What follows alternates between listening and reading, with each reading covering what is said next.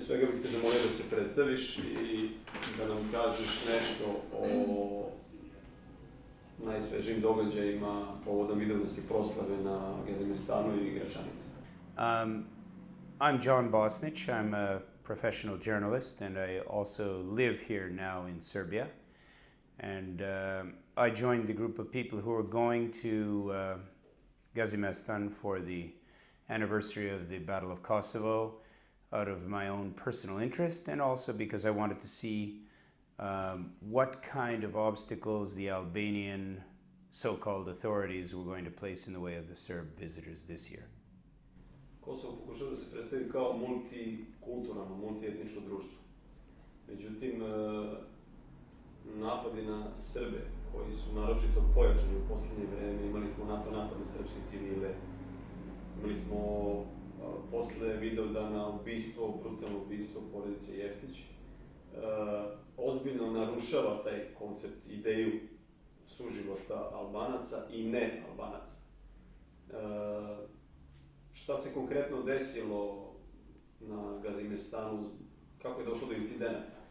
Look, first I have to say anybody who believes the fairy tale that Kosovo is a multi-ethnic or multicultural society certainly has never been there, or they've gone there on the pay of somebody who's told them to go there to lie.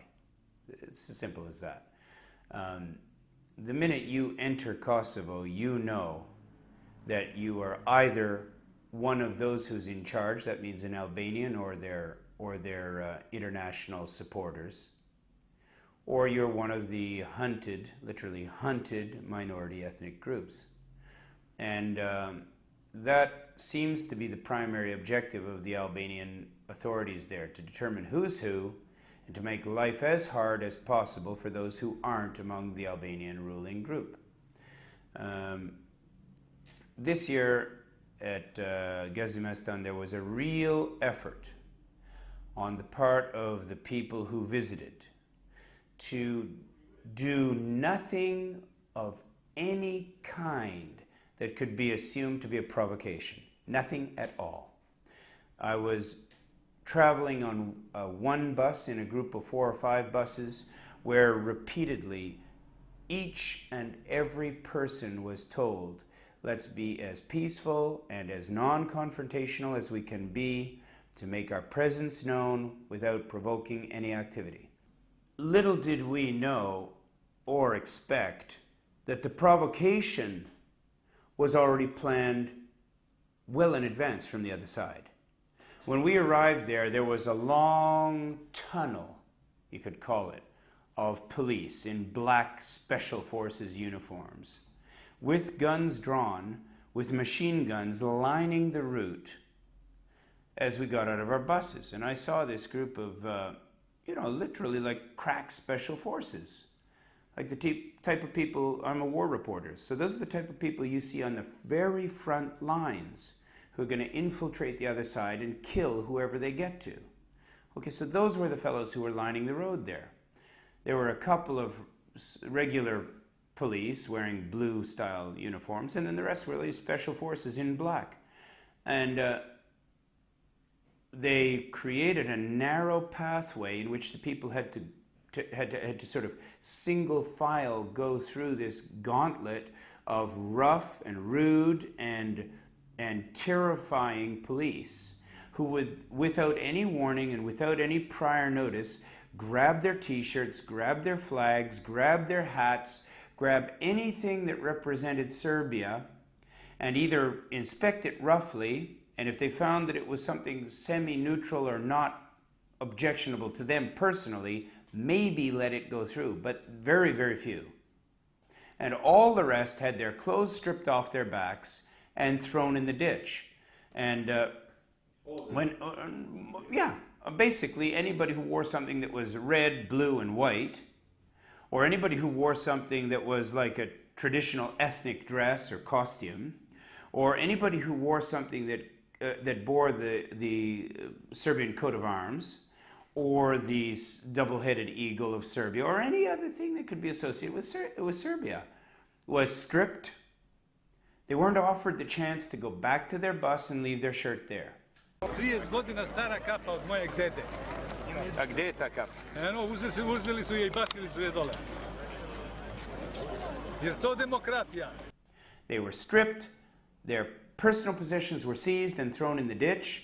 And I'm not saying they were thrown to the side to be nicely piled up and returned later. They were thrown in the ditch, purposely thrown to be thrown in the garbage. People who asked to get their objects back were roughly manhandled. Some of them were arrested, some of them were beaten. Women were beaten, men were beaten, people were dragged away and dragged off to the jail or to be charged. Sam ja ulazila. Da. Nikakvo obeležje nisam imala. Da. Naleteli su njih 5. Da. Jurili su nekog dečka. Da. Nemam pojma zašto. Vidite ovo ovdje, gledajte. Ovo ovdje. Vidite. Šta su oni radili? Naleteli su na mene 5 njih, pogledajte. Vidite. 5. I još jednu ženu su oborili u onaj jarak. Ja sam jedva spasila. Ali ništa nisam imala, nikakvo obeležje, samo sam ovako išla. Tražim tu ženu da vidim još jednu ženu i imam još jednog svedoka. There was no degree of responsibility, no degree of interaction. We as journalists couldn't ask any questions. Of course, the portparole or the spokesman was down in Pristina, you know, far away in their capital. There was no attempt whatsoever to make a peaceful resolution or compromise.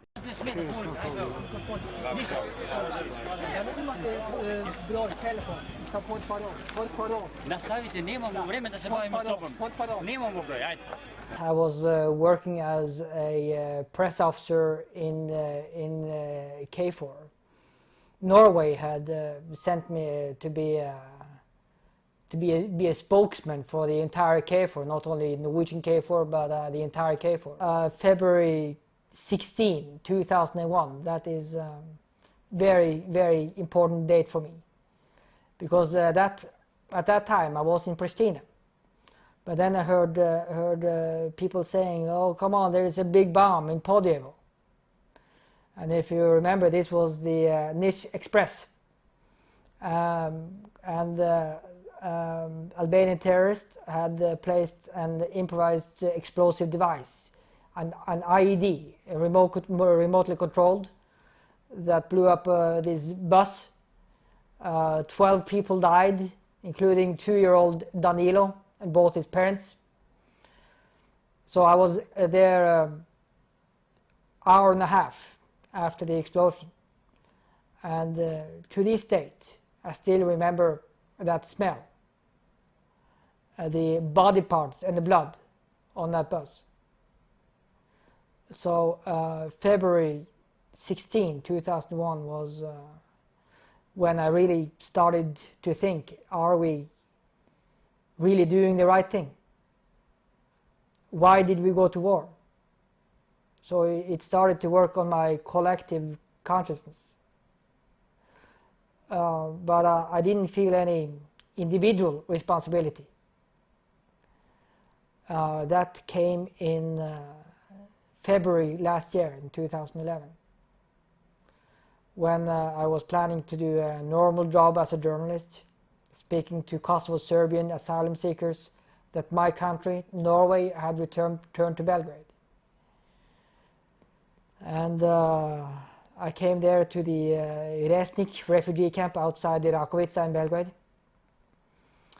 I was doing my job, but when I came back to this place, my apartment, I got a very, very strong reaction.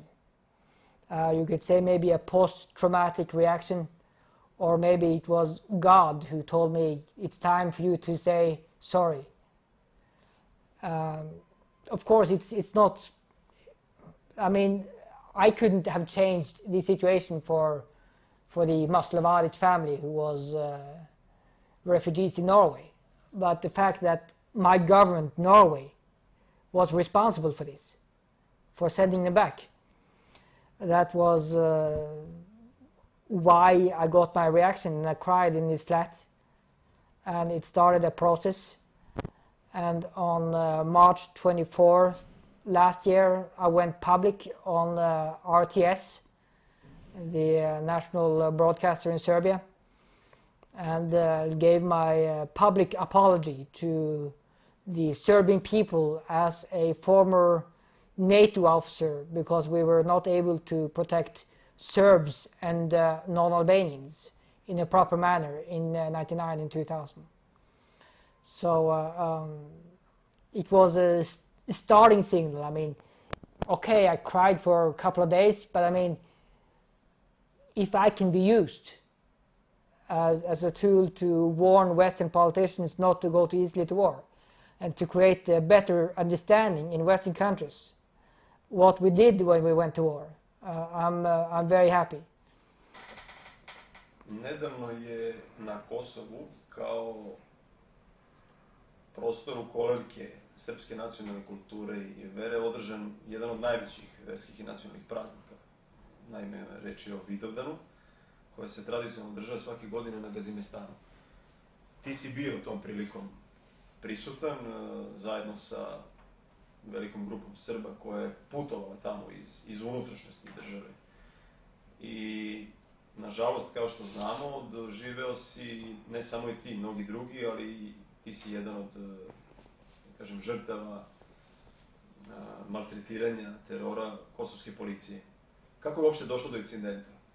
Well, first of all, I have to say that my person, is not important at all in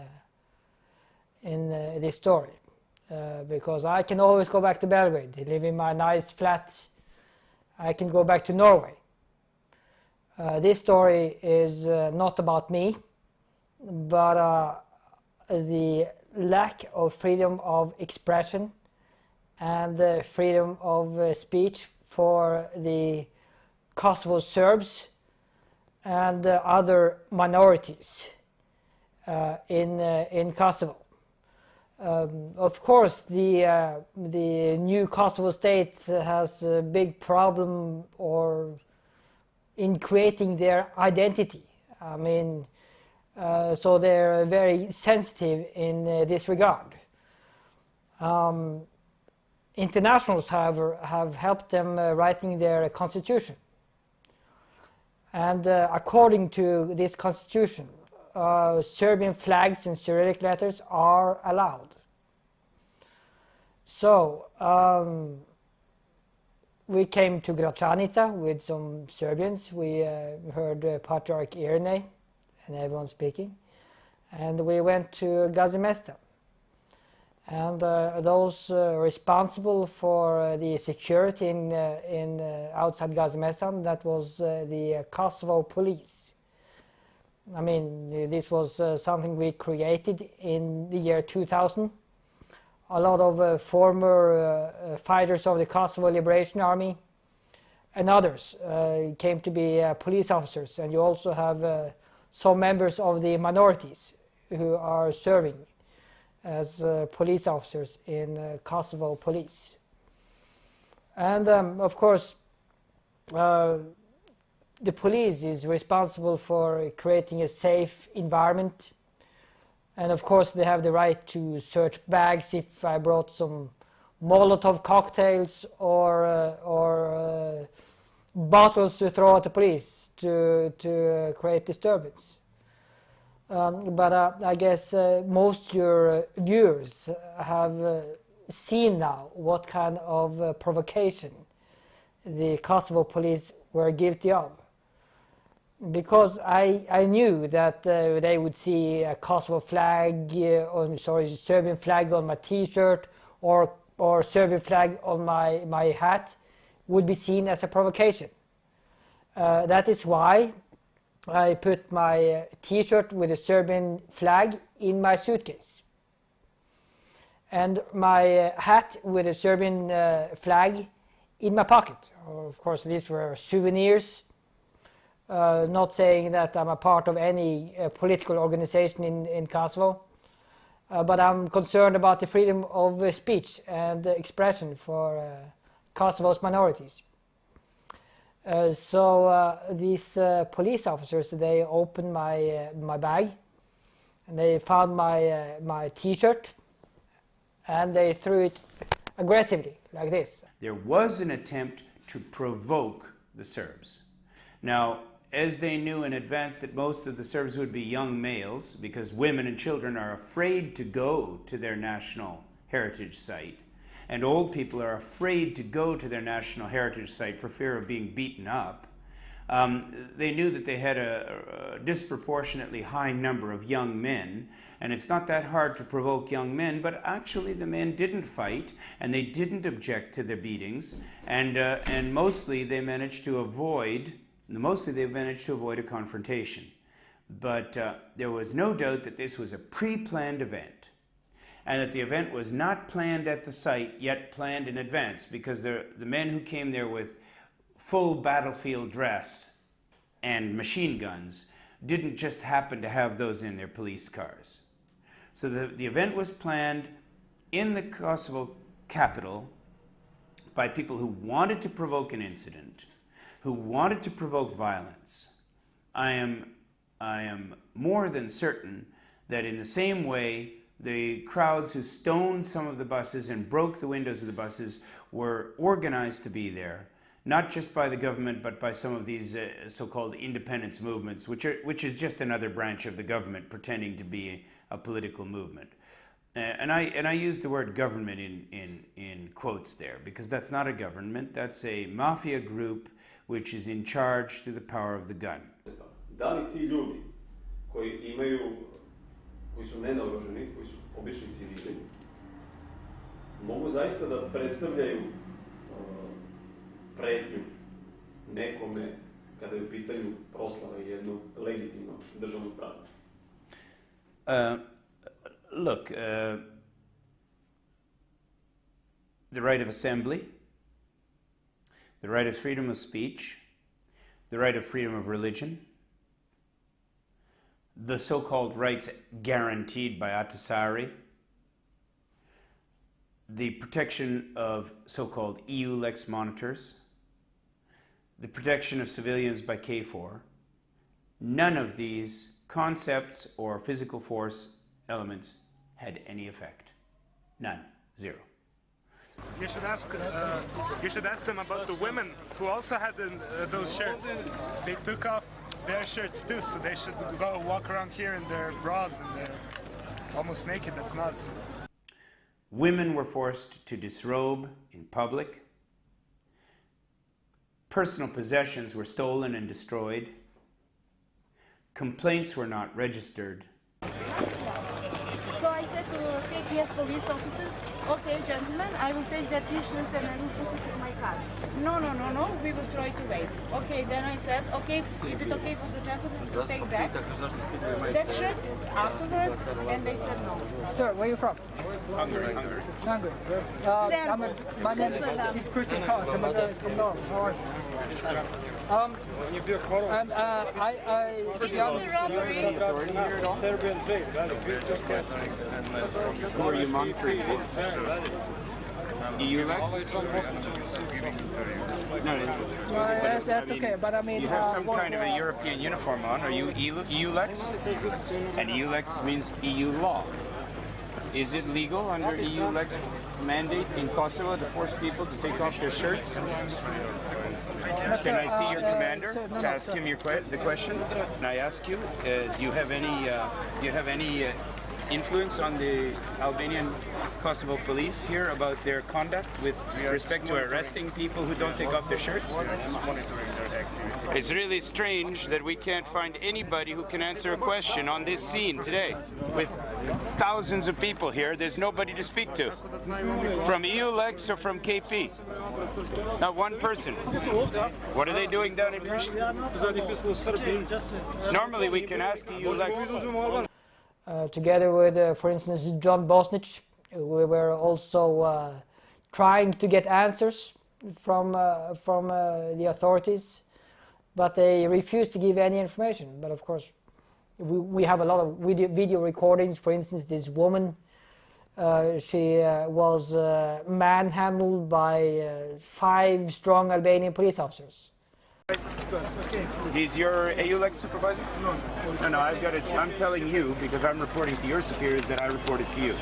This woman was not wearing any Serbian identity of any kind. She was attacked. I know, Pokaži. nothing. She was attacked, dragged along the ground. She's obviously unarmed. She's no threat to anybody. She was not wearing any Serbian kind of an ID. And I trust that if you are here as EULEX, that implies that you're respecting some kind of lex, some kind of law. Znači nemam nikakvo obeležje, ništa nemam. And I need to know that you've seen this, the three of you have seen this, and I hope that the three of you report this. Because I'm going to check your reports. And if you don't mention that a Serbian woman... Hey!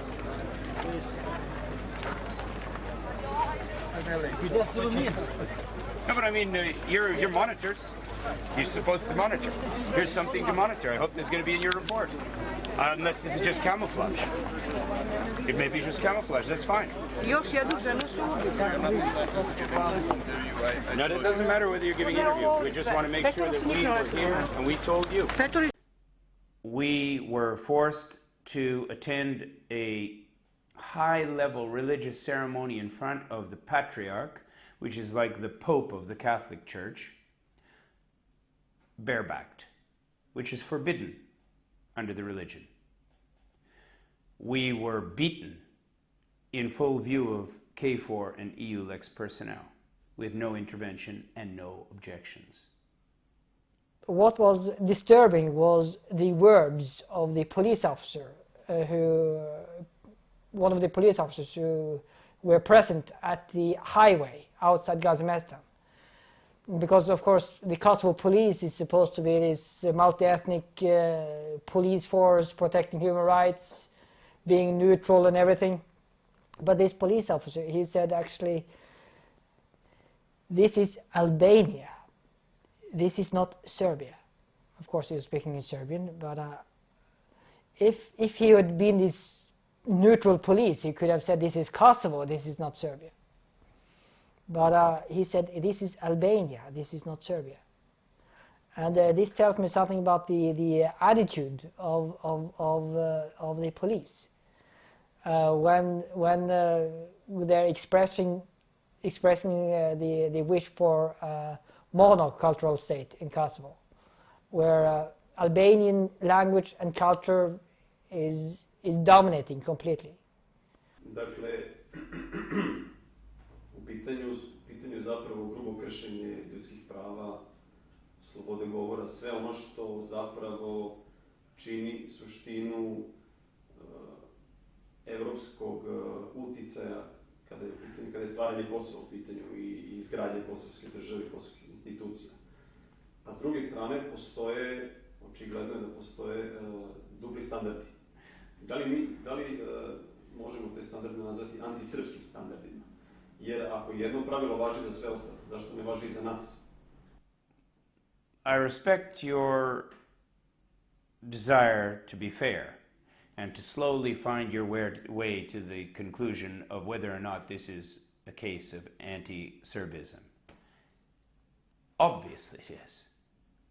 Obviously, this entire picture of KFOR and EULEX is nothing but a camouflage to cover up the genocidal pogrom against every person and everything Serbian in Kosovo.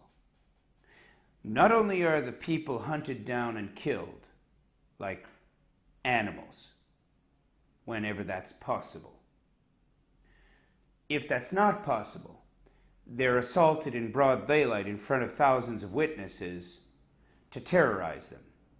And if that's not possible, then there's an anonymous attack on buses and means of transport. And if that's not possible, then the buildings which they used to inhabit are destroyed. And if that's not possible, then they're satisfied destroying their churches and signs of their religion. It is not that the freedom of speech question and the freedom of religion question and the freedom of assembly question combine to give us an example of anti-Serbism. It's that the objective is anti-Serbism, to exterminate the Serbs, and if we exterminate a certain percentage, the rest will run away. So each of these other things are just the means to achieve the end. The end is to exterminate the Serbs. And on that day when we were being stripped to the waist without shirts, the only thought that could come to my mind is the way black slaves in North America were treated. Their shirts were ripped off and either whipped or beaten. And so basically, yeah, in this case, I would equate us with being the white niggers of Europe. That's what we are. That's the way we've been treated in the media for the past 20 years. We've been assaulted in every possible way. And it is not surprising that a very high percentage of the blacks who served in the American forces in this region have spoken to journalists like me and said, we understand what you're going through because that's what we went through in white America. So we may not have black skin, but we are being treated like the white niggers of Europe every day, in the media, on the streets in Kosovo, in front of our religious ceremonies, if we go to international conferences, if we raise our objections. I mean, you know, if a Serb is killed in cold blood in 2012 in his home or in her home in Kosovo, what's that called? Is that called a race or ethnically motivated killing? No, that's called a revenge killing. So if you kill somebody in a revenge killing, obviously they must have been guilty of something, and although we don't in principle agree with revenge, well, you know, it happens. And so the value of a Serbian life is nothing. Zero. Of course there are double standards. I mean, we went to war against Yugoslavia, and without my country, United States, and all those countries who recognize Kosovo, there would be no Kosovo. When they're banning Metohija, I mean that shows that the recognition of Kosovo as an independent state was very much premature. I mean, we had in 2004, after the riots, UNMIK, or United Nations Interim Mission in Kosovo. They had the slogan "Standards before status," but then we, the international community, we rewarded this ethnic cleansing we saw on March 17 and 18. 2004, with giving them the status of an independent country. Of course, it's double standards, but I hope next year, on June 28th, that thousands and thousands of Serbs, maybe 10 times as many Serbs as were there this year, comes, but in a peaceful manner. And urging the Kosovo police, and maybe KFOR should be responsible for security next year, because the Kosovo police showed us that they're not up for the task. S jedne strane imamo naoružane NATO vojnike koji pucaju na srpske civile 1. juna 2012. godine. Nakon toga, nakon par nedelja, imamo proslavu srpskog nacionalnog praznika. Također imamo prisustvo nenaoružanih srpskih hodočasnika civila i teško naoružane članove kosovske policije, koji također kao i NATO vojnici otvaraju vatru na demonstrante. Right. Da li je to zamislivo bilo gde u Evropi danas u 21. veku? What is being done to the Serbs in Kosovo is without precedent since the time of Adolf Hitler in Europe. The Serbs are not allowed to exercise their freedom of speech. They have no access to the media. They are disarmed. Their government at least until recently and maybe still, is basically under the control of the American occupiers. So all they have left is Gandhi-like tactics of sitting down on the ground and blocking the roads and blocking the squares. And in response to that, they're met with bullets from the Albanians. So the cavalry then comes to the rescue. That's, of course, NATO and the UN peacekeeping force. What do? They push the Albanians out of the way and they shoot at the Serbs. The Americans are teaching us something. The Americans are teaching the Serbs that peace doesn't pay. That's a sad lesson. And it's a very sad lesson to teach from the pulpit, you know, from the counter of the peacekeeping mission. To teach people that peace doesn't pay and only murder pays. So the Americans have turned on the clock, and I would say it's only a matter of time before the Serbs finally say, either we are all going to be dead or we have to kill some of them. And what a pity, because there's nobody I know in the whole of Serbia who at the beginning of all of this conflict ever had anything against America. When we saw that the Kosovo police is not respecting their own constitution, that is really worrying for the future of Kosovo. Fortunately, I am now in contact with some very good people.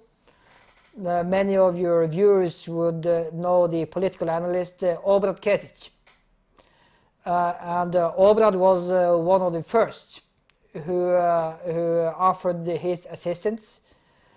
And he said, if you need a lawyer, Christian, please call me. Of course, I got a ticket of 500 euros for public disturbance. I've given my appeal to the court in Kosovo. If I'm going to win this or not, I hope, of course, I'll get my 500 euros back. But this is not the most important. The most important is that we are going to take on the Kosovo police in a class action lawsuit. That means that all the victims go together in a lawsuit against the Kosovo police because they did not respect their own constitution of being allowed to have Serbian flags and Cyrillic letters. So I know of many international members of EULEX, EULMIC, OSCE and these organizations who are not at all happy with the behavior of the Kosovo police. And sometimes I see Serbians losing hope. We cannot do anything, we lost Kosovo. But both me and Obrad Kesic were optimists that if we're not winning Kosovo, we can take it to international courts.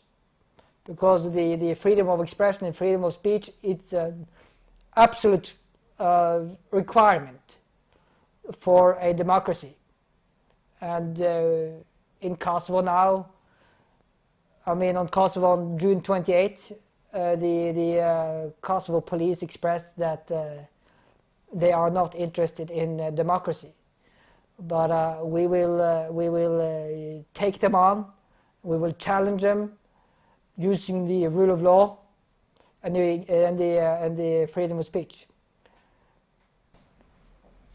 Htio bih na kraju da te pitam šta za tebe znači, s obzirom na tvoje već višegodišnje prisustvo životno u Srbiji, sam Vidovdan kao praznik, kako ga ti shvataš i šta za tebe uopšte znači odlazak na Gazimestan? I'm speaking to a lot of Albanians and they're mocking this celebration. Oh, you're celebrating the defeat. Why do you do that? But I have come to, I'm having an increasing respect for Serbian culture as I am living here. I'm a Protestant believer myself, but there are so many rich liturgies in the Serbian Orthodox Church. So I think Protestant believers and the Serbian Orthodox believers and Orthodox believers in general, we have a lot to benefit from learning from each other. To learn why you celebrate Vidovdan, why this is an important religious celebration, and why this is important for your identity. And I think the only way we can go forward is to have a mutual respect. Protestants for Orthodox tradition, and Orthodox to have a greater respect for Protestant faith. And look, you know, the pogrom and genocide against the Serbs in Kosovo has taken many, many forms. The theft of their land, the destruction of any means of economic survival, the ghettoization of the population inside barbed wire fences, the destruction of their places of worship, the singling out and murdering of leaders of the community, the pressuring of the government of the mother country, Serbia, to sell out its own people and to evacuate them from the new ethnically cleansed zone. And I see all of that and I say to myself, well, as an ethnic Serb, what can I do about this? And I am of the peaceful persuasion.